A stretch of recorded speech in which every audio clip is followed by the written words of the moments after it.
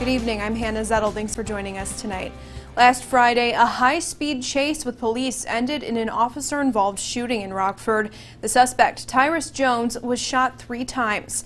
Now his family and a Forest City Commission are calling for more transparency regarding police use of force. Today, our family is going to stand up and we're going to take back our community. The lawyer and family of Tyrus Jones, the man in critical condition after being shot by a Rockford police officer last week, are calling for more transparency. Jones was shot by RPD officer Dominic McNeese after an attempted warrant arrest ended in a car chase and gunfire. We are in the midst of a national epidemic. And I'm not referring to the pandemic going on with the coronavirus. I'm referring to an epidemic dealing with the shooting and killing of unarmed black people in the United States of America. Jones's lawyer, Nenya Yushi, says the shooting is another drop in the bucket of a police brutality problem facing the country. It's getting hot in October. And I'm not talking about the degrees outside. The climate in this city is boiling over.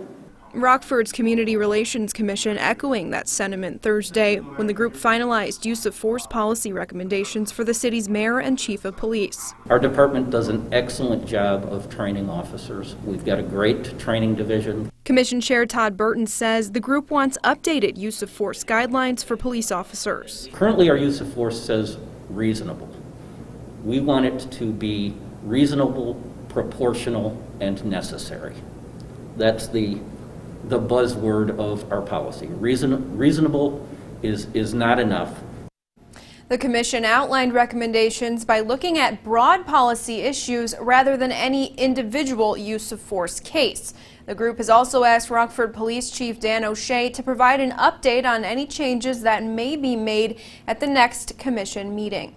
A 46-year-old woman is dead after an early morning shooting in Rockford. This happened on 15th Avenue. That's about a block south of Broadway and 9th. Police say the woman was shot in an alley behind this home. A family member took her to the hospital. The woman hasn't been identified publicly. Investigators believe she was shot during an attempted robbery. No word on a suspect. Rockford police are investigating. A Rockford man faces the rest of his life behind bars after a jury finds him guilty in the 2017 killing of Billy Manning. David Stevens was convicted of first-degree murder. It happened in September 2017 at a street party on North Rockton near Wells Park. Stevens shot Manning multiple times. Manning was taken to a hospital but died. Stevens is already serving 18 years in prison for burglary.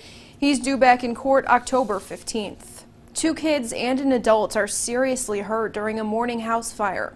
The fire broke out inside a Furman Street home just northeast of Central and School around 9:30.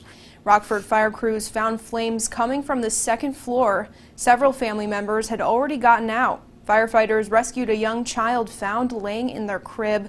A second toddler and his mom were also hurt. They breathed in smoke and suffered minor burns. All 3 were taken to the hospital. Firefighters on the scene told us they were in serious condition. Investigators are now looking into what caused that fire. Members of the community and city leaders asked the Rockford Park District to reconsider closing down a downtown venue. Save Riverview Ice House wants park administrators to keep the ice rink open. In a letter sent to the district, the group believes the park district shouldn't abandon downtown. They also make the case the move could make unwanted impacts in the community. Save Riverview wants the park board to engage with advocates to try and find a solution.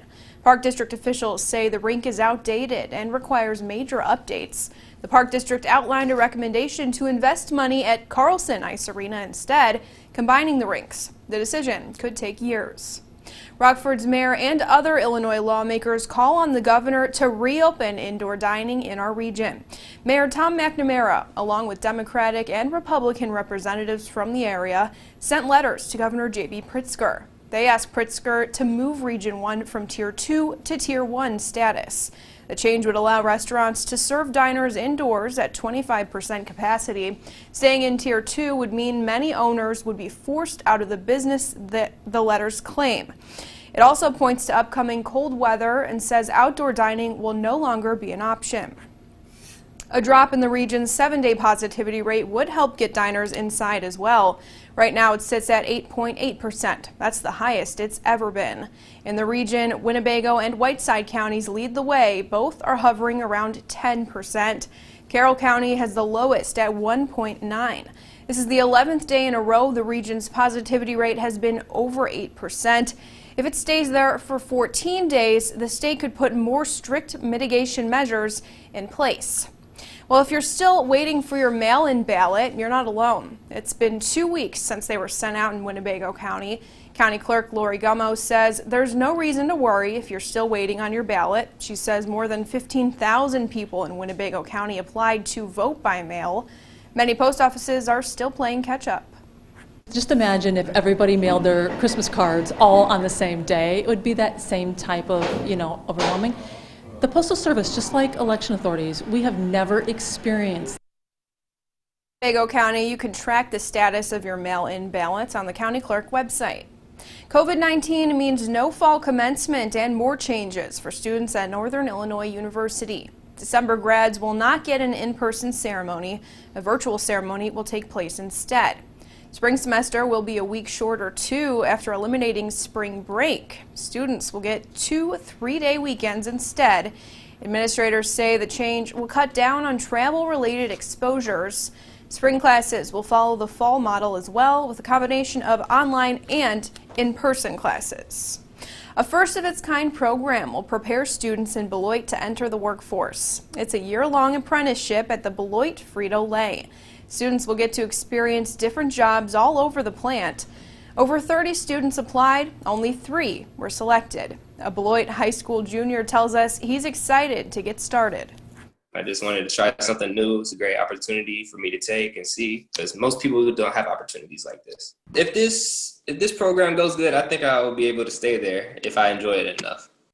Reed says he wants to follow in his grandfather's footsteps, who worked at Frito-Lay for 30 years.